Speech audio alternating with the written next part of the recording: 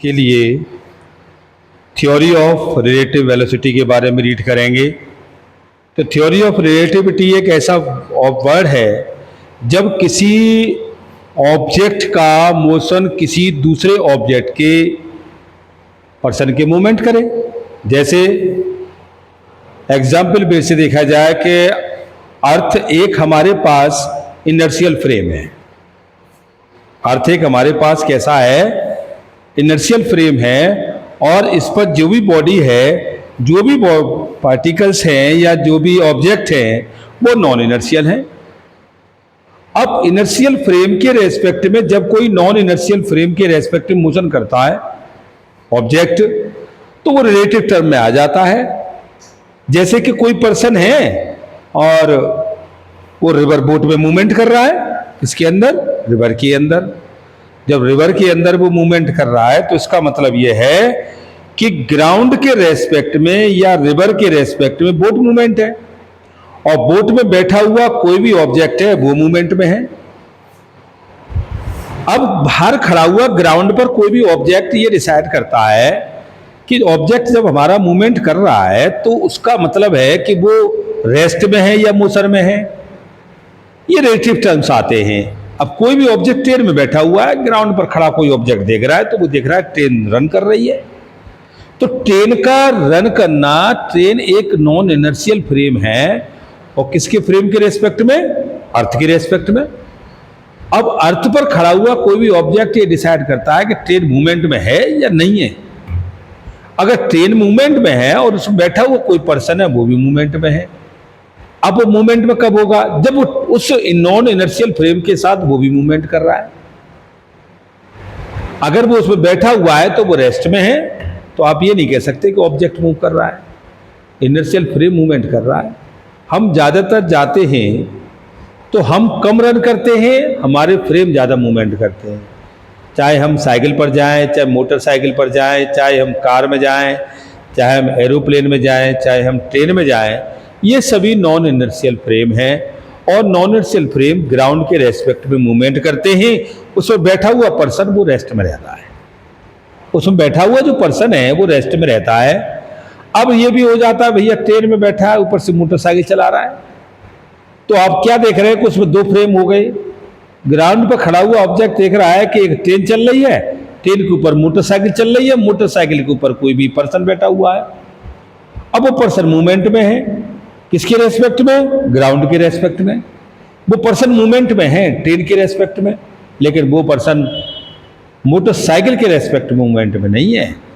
तो ये जितने भी टर्म्स आते हैं ये सभी रिलेटिव टर्म्स आते हैं। अब कोई पर्सन अकेला मूवमेंट करता है तो वो रिलेटिव नहीं होता, लेकिन किसी ऑब्जेक्ट के साथ अगर वो मूवमेंट करता है तो वो रिलेटिव टर्म्स में आता है। अब यही चीज़ हमें यहाँ बताई गई है कि रिलेटिव वेलोसिटी इन प्लेन में कोई भी जो है एक ऑब्जेक्ट है और उसकी जो वेलोसिटी है वो हॉरिजॉन्टल पर है, यानी किसी भी एक डायरेक्शन में है, और उसी के रेस्पेक्ट में दूसरे ऑब्जेक्ट को लिया गया है, वो ऑब्जेक्ट किसी ड्यू टू एंगल पर मोशन में है। अब यहाँ पैरेललोग्राम्स थ्योरी तो ये कहती है कि addition of the two vector is under root vector A का वेलोसिटी का स्क्वायर वेक्टर बी का square plus 2ab cos theta. अब due to tendency of the dependent of the angle, ये हमारी एंगल डिसाइड करता है कि वो सेम डायरेक्शन में जा रहा है या परपेंडिकुलर जा रहा है या वो उसके अपोजिट जा रहा है। अब इसके बहुत सारे एग्जाम्पल हो सकते हैं। अगर वो विंड में जाता है तो विंड में भी ऐसा होता है कि हवा किधर भी बहती है, पर्सन किधर भी चलता है। या हम ये कहें कि कोई भी रिवर में आप जाते हो तो रिवर के सेम डायरेक्शन में फ्लो करोगे, तो आपको पहुंचना वहाँ है तो आप उसके अपोजिट में जाना पड़ेगा, तब जाके उस पॉइंट पर आओगे। सिंपल। अगर हम सेम डायरेक्शन में मूवमेंट करेंगे तो मुझसे लेस चले जाएंगे। तो ये रिलेटिव टर्म्स आते हैं। अब इसमें एरोप्लेन है, बस है, कार है, अनाप शनाप बहुत सारे, लेकिन अगर सब में देखा जाए तो अर्थ ही एक ऐसा फ्रेम है जो इनर्शियल फ्रेम में आता है। अर्थ जो हमारा होता है वो इनर्शियल फ्रेम को मेंटेन करता है। बाकी सारी चीज़ें ये नॉन इनर्शियल फ्रेम में खड़ी हो जाती हैं। तो यहाँ इसको बताया गया है कि हम जो वेलोसिटी निकालते हैं दोनों के बीच का रिजल्टेंट वेक्टर निकालेंगे, तो रिजल्टेंट वेक्टर बनता कैसे है। अब ये कह रहा है कि कोई भी दो पर्सन है और उनकी वेलोसिटी हमारे पास है, एक VA और एक VB। अगर हम इन्हें ट्रायंगल लॉ से एडिशन करते हैं तो ये आपका वेक्टर A हो गया, B मान लो, B कह रहा है तो वो, और ये हमारे पास कोई भी रिजल्टेंट BA हो गया। ठीक, अगर हम इनका एडिशन करेंगे तो उस वेक्टर को खिसका के हम यहाँ ले आएंगे उसके हेड पर, तो ये VA हो गया, और इसको हमने इससे मिला दिया तो ये कितना हो गया, ये आपका वेक्टर R हो गया, और इसकी वैल्यू हो गई कितनी, ये VA प्लस BB के साथ। तो ये हमें एडिशन मिल गया। अब यही केस हमारे पास ऐसे न होकर ऐसे होता कि ये हमारे पास कोई भी वेक्टर VB है ना, और उसकी टेंडेंसी अब ऐसे हो जाए, इधर भी हो सकता है वो तो। अब ये VA इधर हो गया, ठीक। अब ये जब इतना आ गया तो इसको अगर हम इससे मिलाएंगे तो भी रिजल्टेंट बनेगा भाई। अब ये रिजल्टेंट बनेगा तो अभी हम क्या देख रहे हैं कि ये और ये देखो, एडिशन वेक्टर ये कहता है कि OAB पर अगर हम एडिशन करते हैं तो ये हो जाता है OA plus AB is equal to OB के साथ। अब ये कितना है, ये VB है, और ये कितना R है, और ये कितना हो गया VA हो गया। तो ये हमें कितना मिल गया, ये मिल गया VA माइनस के BB, VA माइनस के BB। और इसको हम जब एडिशन करेंगे तो वो इस टाइप से होगा, देखो ये मिड पॉइंट से ये आ गया, और ये आपका VB हो गया, और ये VA हो गया, और इसको हमने इस साइड से जोड़ दिया। अब ये इसके अपोजिट हो गया, ये जब इधर साइड में चले गए हम, तो जब ये साइड में आ गया तो ये रिजल्टेंट आपका जब भी आएगा BAB का, वो कितना हो जाएगा, BA और प्लस माइनस के BB। भाई हम सब्ट्रैक्शन वेक्टर की कंडीशन कह सकते हैं। अब इन दोनों वेक्टरों को जब एडिशन किया गया तो उसको हम अगर पैरेललोग्राम से एडिट करते हैं तो पैरेललोग्राम से एडिट करते समय ये हम देख रहे हैं कि दोनों के एंगल का बीच वैल्यू ग्रेटर देन 90 डिग्री है। और जब ग्रेटर देन 90 पर चला जाता है तो कॉस की जो वैल्यू होती है वो ऑलवेज नेगेटिव हो जाती है। इसलिए हमें यहाँ टू वेक्टर का जो हमें रिलेटिव टर्म्स मिलता है वो BA is equal to BA plus BB is equal to 2BA plus BB cos 180 के साथ मिला। अब यही चीज हमको किसी भी ऑब्जेक्ट में हम ले लें। अब इसको समझो,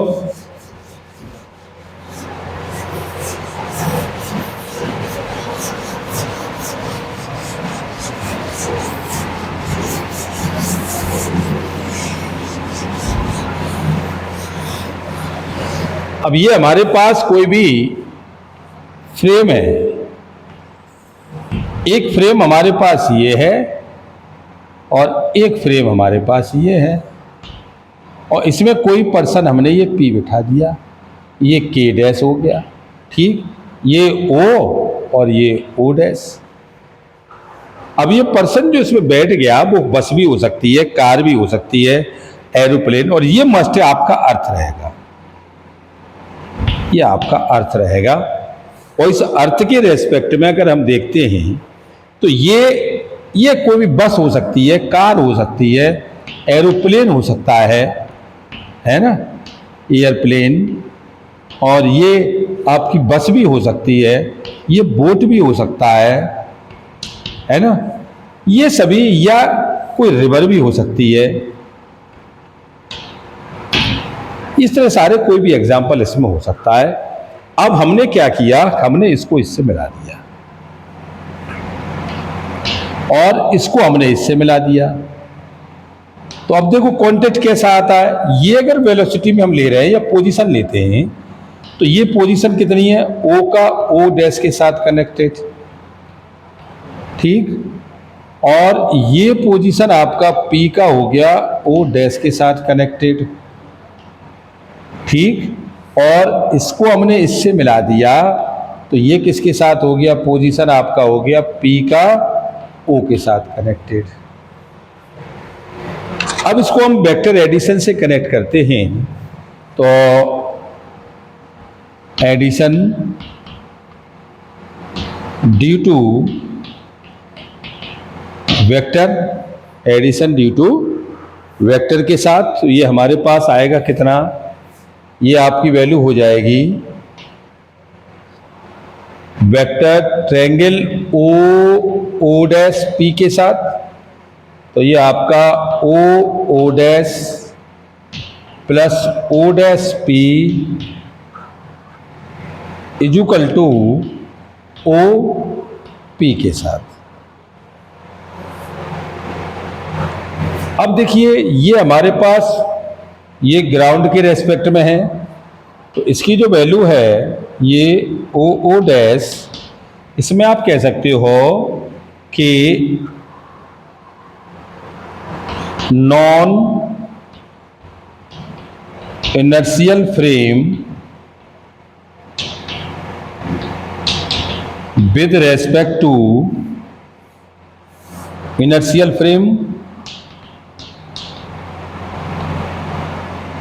और इसकी पोजीशन दे रखी है आपको कितनी, आर ओ डैश ओ के साथ। दूसरा आपको दे रखा है ओ डैश पी, तो इसमें आप कह सकते हो object place due to non inertial frame, और ये पोजीशन आपको दे रखा है आर पी पी डैश के साथ। और दूसरा है ओ पी, तो ये आपकी वैल्यू बनती है object placed due to inertial frame,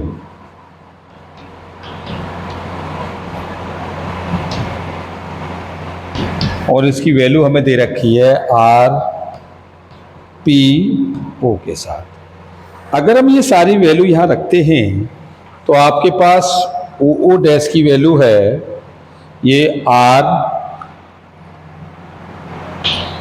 O dash O plus O dash P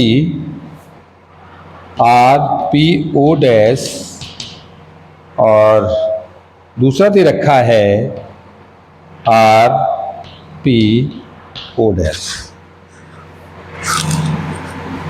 ठीक, अब ये हमारे पास पोजीशन आ गया। अब इसका हम वेलोसिटी निकाल लें, तो वेलोसिटी कितना हो जाएगा, तो differential with respect to T, तो ये D R O dash O upon D T, और प्लस ये आ गया D R P O dash upon D T, और D R P O upon D T. तो ये आपका आ गया velocity V O dash O V P O dash, और ये वी पी ओ डैश के साथ। ये हमें वेलोसिटी टर्म्स फैक्टर मिल गया, तो हम इसमें इसकी वेलोसिटी को भी निकाल सकते हैं रिलेटिव वेलोसिटी के रेस्पेक्ट में। अब ये चाहे किसी का भी हो सकता है, चाहे वो वाटर का हो, चाहे वो स्विमर का हो, चाहे वो किसी भी का भी हो सकता है, आप निकाल सकते हैं। Okay, thank you very much.